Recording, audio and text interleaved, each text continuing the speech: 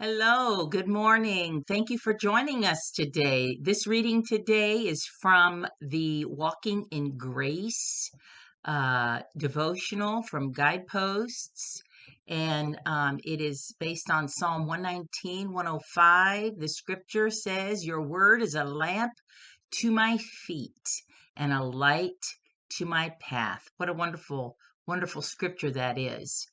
We know that we can look to the Lord and to the word, and he will guide us and enlighten us in the direction and the steps that he wants us to take in life.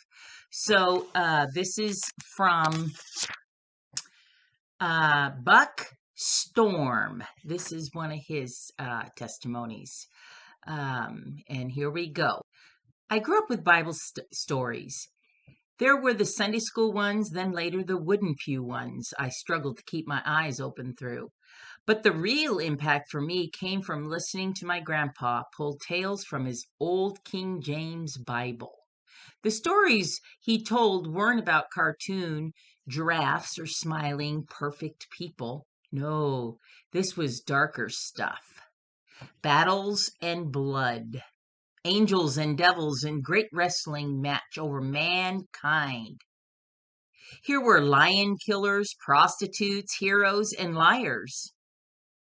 If it had been a drive-in theater, my mom would have shoved my head down behind the back seat and told me to stay there. In my grandpa's living room, I heard the Bible unfiltered. Men and women flawed to the core, but loved wildly by their Creator and used for His glory. When my grandpa passed, I was asked if there was anything of his I'd like to have. Without hesitation, I asked for that old King James Bible. Maybe in its pages I could hear his voice again. I did, and it impacted me deeply. You see, as I read the handwritten notes and prayers in the margins of those pages, something struck me. All those mornings my grandfather had gotten up before anyone else to study and read, that wasn't about knowing more. It wasn't about being better or even doing the right thing. It was simply because he wanted to spend as much time as he could with his friend. Through the years, I've met that friend myself, heard his quiet voice, felt his arm around my shoulders. One day I pray I'll read his stories to my own grandchildren. And one day I'll see my grandfather again. We'll sit together on cool summer evenings, and oh, what tales we'll tell. Lord, thank you for your nearness through the pages of this life. By Buck Storm. I didn't have a grandfather growing up. I didn't know a lot about the scriptures growing up.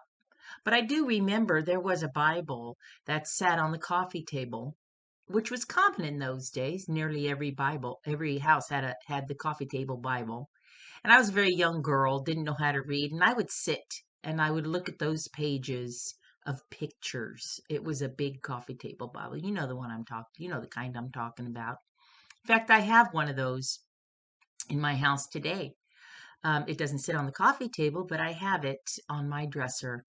And sometimes I'll look at those pictures even today and I'll remember somehow when I was just a little girl, I knew about God. I mean, I could look at those pictures and I could almost sense what he was saying through the pictures.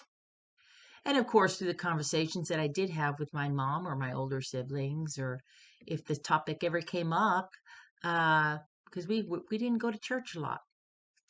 I learned more, and then I learned how to read. And then I really liked looking at those pictures because I could read the captions below.